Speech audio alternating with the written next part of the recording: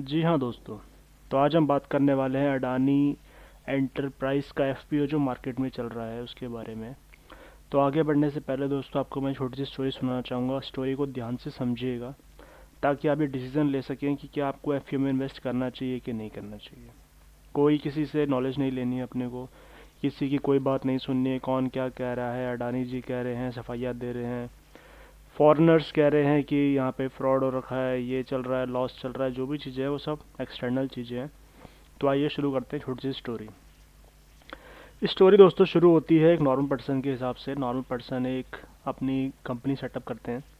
Company setup करने के बाद वो अपना आईपीओ लॉन्च करते हैं। आईपीओ बहुत अच्छा चला जाता है। आईपीओ अच्छे जाने के बाद आईपीओ में क्या होता है कि आपने कहा कि मेरी कंपनी में आपको मैं हिस्सेदारी दे रहा हूँ, तो आप हमारे इतने शेयर्स खरीद लीजिए। तो आपने एक तरीके से उनसे कैपिटल उठा ली, आपकी जो कंपनी है उसकी वैल्यू बढ़ गई, और जितने की आपने कैपिटल उठाए उतने की आपकी वो कंपनी हो गई, उतने आपका इन्वेस्टमेंट हो गया। अब हुआ ये कि ऑलरेडी जब आप इतने रिच इंसान बन चुके हैं, आपका इन्वेस्टमेंट इतना ज़्यादा दिख रहा है, जबकि आपका पैसा उस कंपनी में तो इतना है ही नहीं। आपने सारा पैसा पूरे अपने देशवासियों का लगा रखा है, पूरा अपना कंपनी में, अपने बिजनेस के अंदर। और आप खुद सिर्फ ये बन रहे हैं कि मैं एक रिचेस्ट पर्सन की जो लिस्ट है मैं उसमें आने शुरू हो चुका हूँ, मुझे और ऊपर जाना है, मुझे और ऊपर जाना है। उस ऊपर जाने के लिए चलिए, अगर आप रिच इंसान हैं पर आपका पैसा तो है ही नहीं, जब आपका पैसा है ही नहीं उसमें कंपनी में इतना, तो आप रिच इंसान बन कैसे गए? तो चलिए, बाकी अब जब बन गए तो बन गए, इन्वेस्टमेंट लेके आपने लोन इतने उठा लिए हैं कि आप इन रिच बन चुके हैं। अब आप रिच ऑलरेडी बन चुके हैं और आपको अब और रिच खुद को दिखाना है, तो इसके लिए आपने एफपीओ लॉन्च कर दिया। एफपीओ में क्या है दोस्तों, एक कंपनी, जो पर्सन ने कंपनी स्टार्ट करी थी, जिसने अपना इन्वेस्टमेंट दिखाया है कि मैंने अराउंड इतना अमाउंट इसमें डाल रखा है, ये कंपनी इतने की है। अब वो कह रहे हैं कि मुझे और फंड्स चाहिए इस कंपनी में, आप एक काम कीजिए, आप मुझे और पैसा दीजिए और मैं अपने कंपनी की वैल्यू जो है वो और बढ़ा देता हूँ। मतलब हमारे जो शेयर्स पहले थे 1000 मार्केट में, अब 2000 में मार्केट में उतारना चाह रहा हूँ, तो आप मेरे शेयर्स और ले लीजिए। अब इससे होगा क्या? इससे होगा ये कि आपकी जब कैपिटल मान लीजिए मार्केट में थी 1 करोड़ की, अब वो कैपिटल हो जाएगी 2 करोड़ की। तो आपका आ गया कि ये तो हिसाब, जो पर्सन है ये, पहले ये इतने रिच थे, अब इनकी कैपिटल इन्वेस्टमेंट और बढ़ गई है, इनकी वैल्यू और बढ़ गई है, तो इनको अब और रिचेस्ट पर्सन की जो लिस्ट है उसमें और ऊपर भेज दिया जाए। तो इसी तरीके से एफपीओ को मार्केट में लाया जा रहा था। सेम यही चीज़ हुई। ऑलरेडी जो रिचेस्ट पर्सन बन रहे हैं, खुद के पैसों का तो नहीं बन रहे हैं ये, पर जनता के पैसे का जो ये रिचेस्ट खुद को बनाते जा रहे हैं, उसी वजह से इन्होंने लोन उठा लिया भर भर के। अब जब भर भर के लोन उठा लिया तो पहली चीज़ तो ये हुई कि जब देखा गया कि एफपीओ और आ रहा है। आईपीओ तक था, ठीक था, किसी को कोई मतलब नहीं था कि इंडिया का पैसा है, इंडिया की जनता है, इंडिया का पैसा लग रहा है, लोन इतने जा चुके हैं, ठीक है। और जब एफपीओ भी लॉन्च कर दिया तो फॉरनर्स को टेंशन हो गई। फॉरनर्स कहते हैं यार ये चल क्या रहा है, मतलब इंडिया में कोई भी उधारी ले रहा है, बिजनेस में उधारी ले लेके चल रहा है और खुद को रिचेस्ट पर्सन की लिस्ट में लेके आ रहा है। ये तो गजब बात हो रही है, मतलब खुद का पैसा भी नहीं है और रिचेस्ट पर्सन भी हो गया। और रिचेस्ट अगर इतना ही रिच है ये, तो ये एफपीओ और लेके आ रहा है। एफपीओ मतलब मुझे तो और पैसा चाहिए, और पैसा डालो आप मार्केट में, अपने शेयर्स और उतारना चाह रहा हूँ मार्केट में।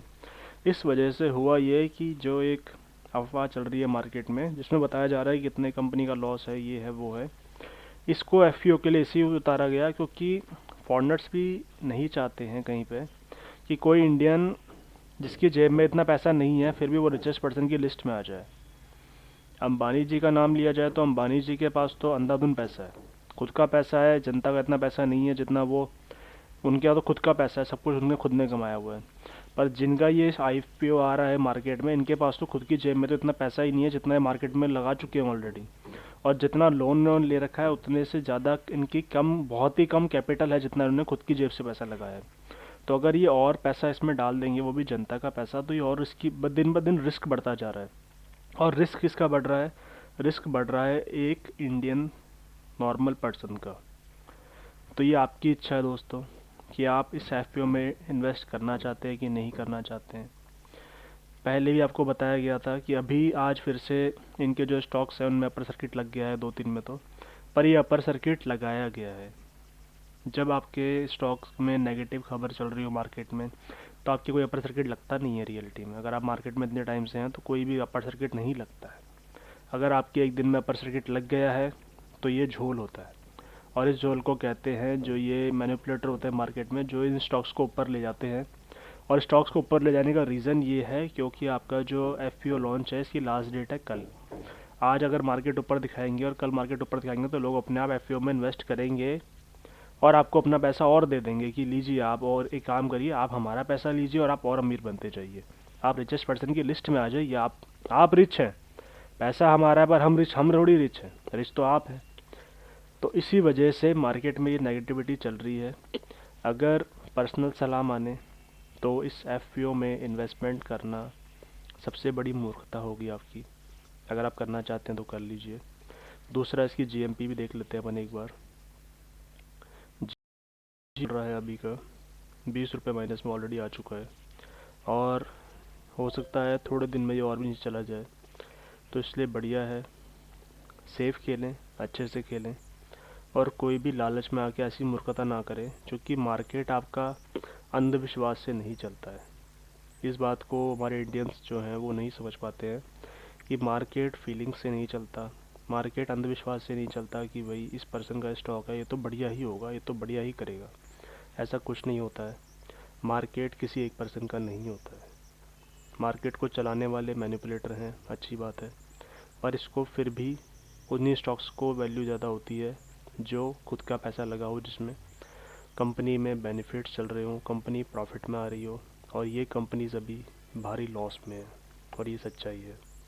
आप अगर प्रॉफिट बुक कर चुके हैं अभी तक का, बहुत अच्छी बात है, पर और मूर्खता ना करें ताकि जितना कमाया नहीं उतना दोबारा लगा के आप उसमें फंस जाएं।